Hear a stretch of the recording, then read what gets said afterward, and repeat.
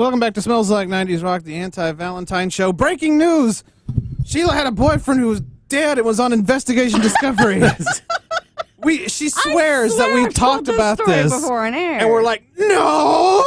Yes, I'm pretty sure I did. You've never mentioned this. He's the one that looked like Splinter. Splinter! From the Ninja Turtles.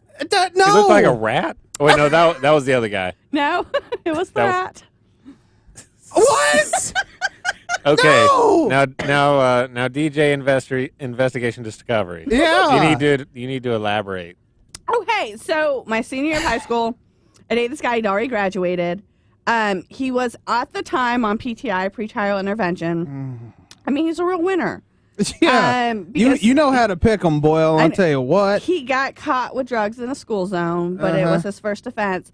So if he could pass drug test and do community service, his record would be expunged. Right. That's an important part for the story when I get to Investigation Discovery story. Hang on. I want to set the mood with some music here. So here we go. What? There you go. Okay, now explain your story. And so he ended up never passing one drug test. So he did not get his PTI. Okay. He did not get that. And so he broke up with me. I don't really remember why or how, but it happened. And so years later, he had a friend that I called Backstreet. I can't remember his real name because he looked very much like the 90s Backstreet Boy, the puka shell necklaces, things like that. He's another important player for the story. Jesus. Well, so Backstreet was working at a Texas Roadhouse. And name drop, shout out. And Splinter, my ex-boyfriend. Did these people work with you, Pork? It sounds like it. No. I didn't realize. Okay, in my defense, I didn't realize he looked like Splinter until after we broke up. Okay. And then that's a defense. Once my friend pointed out, I could not unsee it, and I was like, "Why did you let me date a rat?" And they were like, "You date a lot of people. We can't stop you." Because Sheila, we found that out too. She's a serial dater. I'm a serial dater, and so was that's right. Backstreet was dating a girl who also worked at the Texas Roadhouse, and I guess the dishwasher did something to come at her sideways. That's the whole part of the story no one knows. But so Splinter and Backstreet go up to the Texas Roadhouse. Now, this is where Investigation Discovery picks up the story. So how they described it was that they just went to go and have a civil conversation with the dishwasher. Mm-hmm.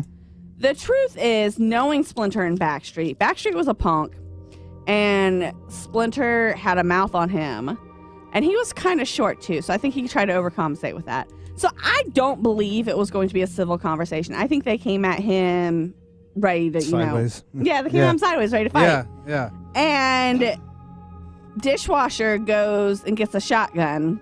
Oh, whoa. Backstreet runs to the nearby Circle K convenience store and hides in the beer cooler. Splinter gets in his truck and dishwasher shoots him in the head. His truck careens down the hill that was right beside the Texas Roadhouse. He's dead instantly. The Investigation Discovery picks this up because then the dishwasher went on and killed 4 other people. What? In South Carolina and North Carolina. Damn. He snapped. He lost it. And so that's how Investigation Discovery, I guess, picked it up. But when they tell the story, they talk about how Splinter was going to go into the Marines. And I'm like, no, he wasn't. He had that record. Stop. He did not go up there to have a civil conversation. He went up there bucking. Right. Don't make this man a saint. He had problems. Yeah. And so, no, it wasn't the Marines. It was the Coast Guard. It was something insane something that he obviously in the military. was not going to get into. Yeah. And I was like, no, he wasn't. He was going to continue living with his mom and daddy like he'd always done. And live off, I guess, Backstreet's tips from the Roadhouse. I don't know. Oh, wow. Because someone was still buying him weed. So, yeah, now he's dead. No, he's dead. And he has this, satanizing Investigation Discovery. Wow. Which really kind of makes me laugh. Well, I mean, you don't want to get on there and like this guy deserved to die. You know, you couldn't do that on any TV. Well, I think maybe, but like when you see that lady who has like so much like plastic surgery talking about like this was a kid who's going places. I'm like, Well, no. yeah, I was like, nah, man. Yep, straight to the Texas Roadhouse. Straight to the Texas. But I was like, what? Why would his friend like go and hide in the beer cooler? It's like you bucked up too. Yeah. But he was always that way. He's playing hide and seek. Like, I'm here. Yeah, he was always that way. Yeah.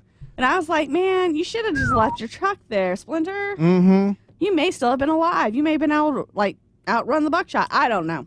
How you've never shared this with us I until swear now? I have. You dated a murder victim. Yeah. At one point in your life. And We you have to- never wanted to share that with us. Yeah. I'm pretty sure I have. You have No, you never. haven't. You have. We would have remembered this. We remember that the pork was called glucose once. We remember things. But fun fact, he broke with me like before. To be fair, Valentine's you guys were Day abusive to me, in though. That's why 2000. you remember That's it. true, but still, we would remember this story. What he broke up with you? What? Like right around my birthday before Valentine's Day in 2000. Oh wow. Yeah. So that's nice. Classy guy. Yeah. Yeah.